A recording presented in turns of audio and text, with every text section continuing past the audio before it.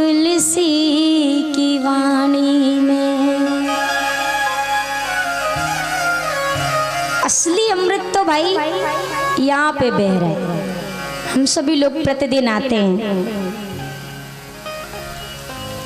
ज्यादा देर के लिए ना सही तो ना सही, चाहे 3 घंटे को 2 घंटे को, जितनी देर तक हम इस पंडाल के अंदर होते हैं उतनी देर तक पंडाल के बाहर वाली समस्या हमारे पास नहीं होती है। उतनी देर तक हमें हर चिंता से मुक्ति रहती है। हमारे दिमाग में, हमारे मन में, मस्तिष्क में कोई ख्याल नहीं होता। उतनी देर तक हम यहाँ के बने रहते हैं, वापस जाते हैं फिर।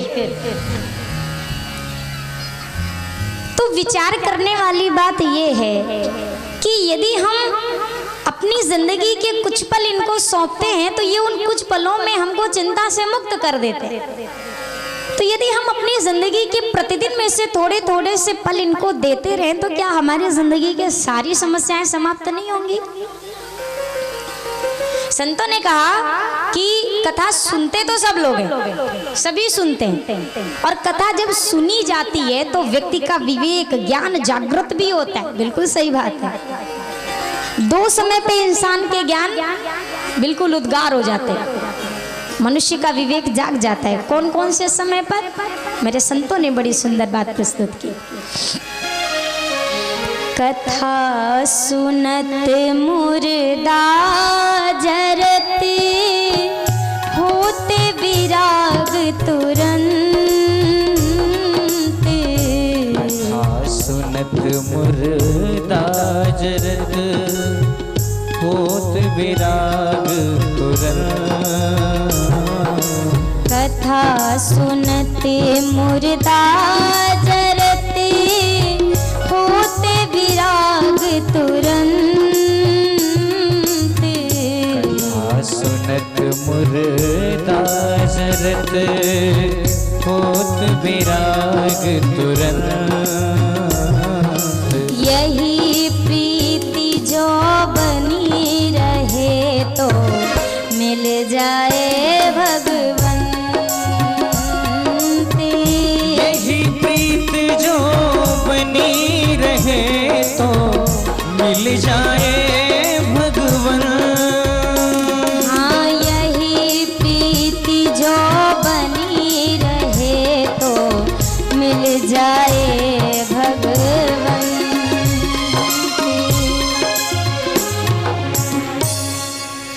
कथा सुनत मुर्दा जलत, होत विराग तुरंत। जितनी देर तक हम कथा पंडाल में बैठे होते हैं ना, कोई ज्ञान की बातें सुनते हैं, उतनी देर तक सब समझ में आता है। वास्तव में जिंदगी का कोई ठिकाना नहीं, सब मोह माया है। और जैसे ही कथा सुन के घर गए फिर वही अच्छी लगती है, यहाँ की सारी बातें भूल जाते हैं। और दूसरी बार व्यक्ति का विवेक जगता है जब वो स्मशान घाट में किसी मुर्दे का दाह संस्कार करके जब लौटने लगता है ना, तो जितनी देर तक स्मशान घाट में होता है उतनी देर तक मन कहता है वाह भाई सही बात है, जिंदगी का कोई ठिकाना नहीं। कल अच्छे भले हमारे साथ बैठे थे, आज देखो वो कहाँ हम कहाँ। ज्ञान जागृत हुआ, लेकिन जैसे ही स्मशान से इस संसार की तरफ का रुख हुआ, हम फिर अपने वापस उसी स्थिति में सब भूल गए। संतों ने कहा भाई ये जो ज्ञान खुलता है ना, यदि उस 100% ज्ञान का 1% भी हम अपने जीवन में उतार लें तो फिर भगवान से मिलने में देर ही ना लगने वाली, बहुत जल्दी मुलाकात हो सकती है फिर उनसे। मैं आपसे प्रतिदिन एक निवेदन करती हूँ, मेरे सरकार को सबसे ज्यादा यदि कुछ पसंद है सरलता।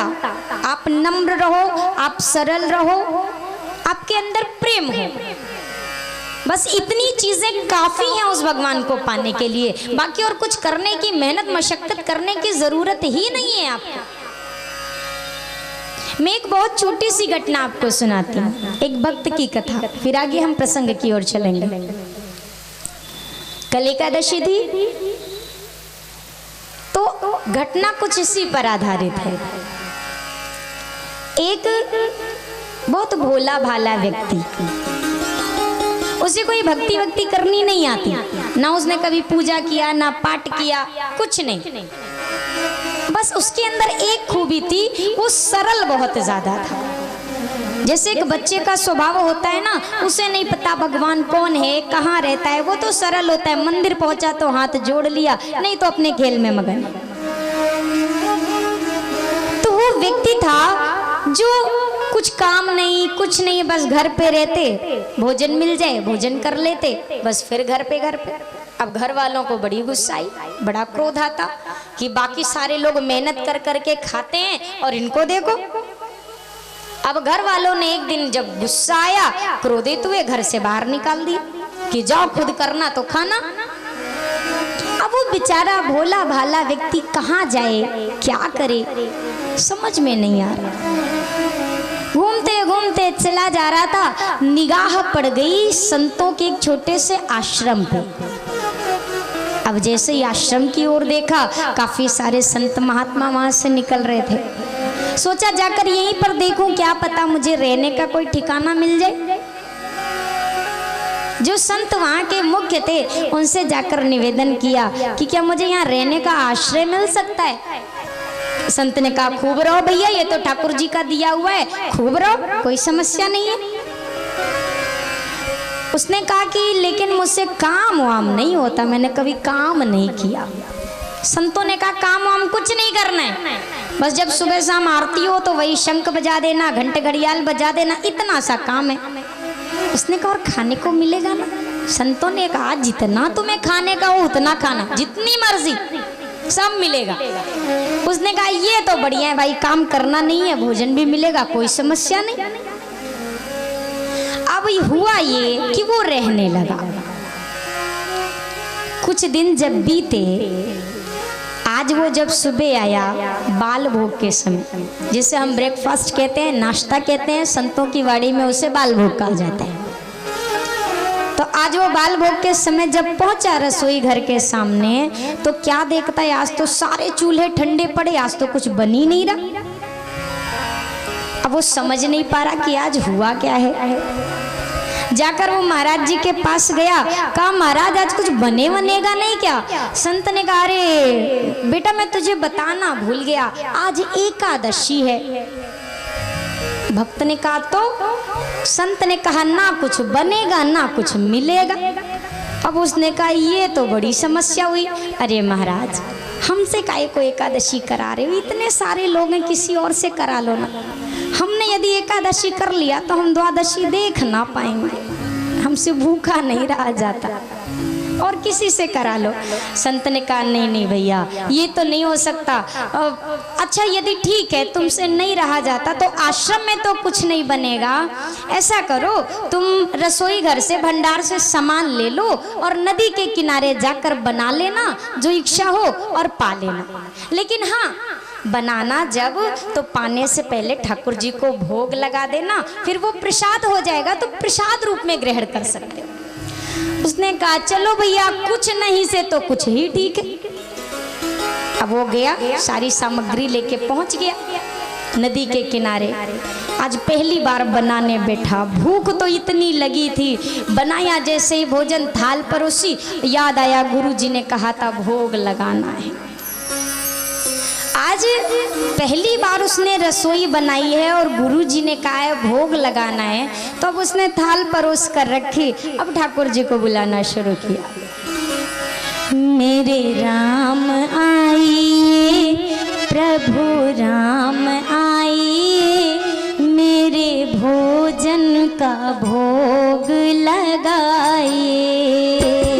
मेरे राम आइए प्रभु राम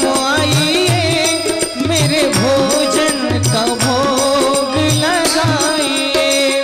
ओ प्रभु राम आइए मेरे राम आइए, मेरे भोजन का भोग लगाइए। मेरे राम आइए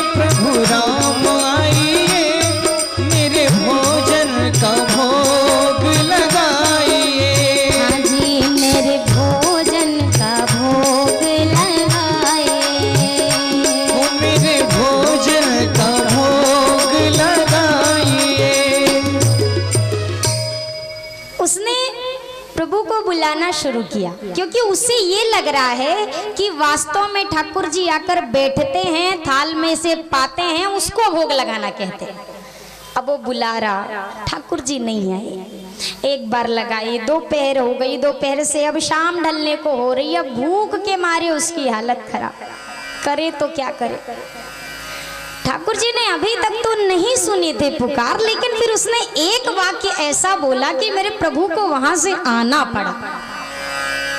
उसने आज ये कहा, ओ मैं समझ गया काहे को नहीं आ रहे हो इतनी देर से, इसी इंतजार में बैठे हो ना कि ये रूखा सूखा क्या खाऊं, अभी मंदिर में चकाचक भोग लगाऊंगा।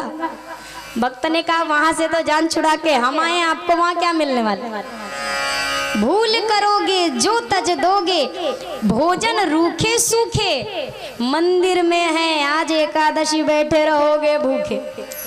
कहा वहां के भरोसे मत रहना सरकार, वहां से तो हम ही बच के आए हैं किसी तरह यहाँ, तो जो मिल रहा है चुपचाप पा लीजिए, नहीं तो ये भी नसीब ना होगा। अब ठाकुर जी को आना पड़ा। लेकिन सत्य कहूं, जैसे कभी कभी माता पिता का दिल करता है ना अपने छोटे से बच्चे के साथ लुका छुपी खेलने का, कोई कौतुक करने का, मेरे सरकार भी अपने भक्तों के साथ कभी कभी कौतुक करते हैं। वो पुकार लगाकर बुला रहा था, राम जी आइए आइए, और मेरे सरकार ने कृपा ऐसी की अकेले ना आए, मैया जानकी को साथ लेके आए। अब भोजन बना एक का, पाने वाले हो गए 3, अब क्या होगा। अब उसने पहली बार तो दर्शन किया, उसने कहा चलिए अब आ गए तो क्या कर सकते, चलिए पाते।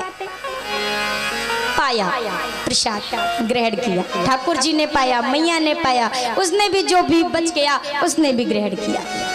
अब हर एकादशी का ये क्रम बन गया। आज उसने क्या किया, पहले से 2 लोग का, आज ये दूसरी एकादशी जब आई तो आज उसने पहले से 2 लोग का इंतजाम किया था, क्योंकि एक भगवान नहीं आते, 2 भगवान आते हैं। आज जब उसने 2 लोगों का भोजन बनाया और आज बुला रहा है, तो आज अलग तरीके से बुला रहा है। आज कहता है, सीताराम आइए, सीताराम आइए, मेरे भोजन का भोग लगाइए। सीताराम आइए, सीताराम आइए, मेरे भोजन का भोग लगाइए। ओ सीताराम आए, प्रभु राम आइए, मेरे भोजन का भोग लगाइए। सीताराम आइए, प्रभु राम आइए, मेरे भोजन का भोग लगाइए। अब इस बार उसने पहले से ही बुलाया, लेकिन इस बार मेरे प्रभु ने नया कौतुक रचा। दक्षिणे लक्ष्मणो यस्य वामे च जनकात्मजा। इस बार सरकार 2 भी ना आए, इस बार भैया लक्ष्मण को भी साथ लेके आए हैं। अब तो ये बड़ा परेशान, इसने कहा ये तो गजब ढाते हो सरकार, एक तो मुझसे भूख बर्दाश्त नहीं होती, ऊपर से एक को बुलाता हूँ तो 2 आते हो, 2 को बुलाता हूँ तो 3 आते हो। आज राघवेंद्र सरकार से कहा, अभी ये कौन है। राम जी ने कहा, भाई ऐसे मत कहो, मेरा ये छोटा भाई है। वो भोला भाला भक्त कहता है, सही बताओ सरकार, ये सगे भाई हैं आपके। लखन लाल ने कहा, सरकार सब ऐसे ही ऐसे भगत हैं आपके। अब कहा, चलिए क्या करूं, भूख तो लगती है, लेकिन सही कहूं आप प्यारे बड़े लगते हो, आपको देख के खुशी बड़ी होती है जब सामने देखता हूं, चलिए पाते हैं। अब तीनों ने पाया। आज जब सरकार जाने लगे, उसने हाथ पकड़ कर कहा, रुकिए रुकिए रुकिए, ये बताइए अगली बार कितने आने वाले हैं, अभी से बता दीजिए और समय से आ जाया करिए, मुझे इतना बुलाना पड़ता है, आप बहुत देर कर देते हैं। ठाकुर जी ने कहा, चिंता मत करो आ जाएंगे। भक्त ने कहा, बता तो दो कितने आने वाले हो आप अगली बार। सरकार ने बताया नहीं। अब ये जब अपने आश्रम में वापस पहुंचा, अपने गुरुजी से कहता है, गुरुजी हमारा राशन पानी अब बढ़ाओ।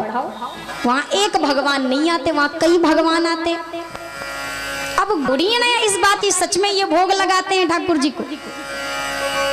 गुरुजी से उसने कहा, अब ये कम से कम 2-2, 3-3, 4-4 किलो से ज्यादा बढ़ाओ मेरा राशन। गुरुजी ने विचार किया, इतना ये अकेले तो खा नहीं सकता, ये बेचता होगा, इसके मन में लालच आ गया।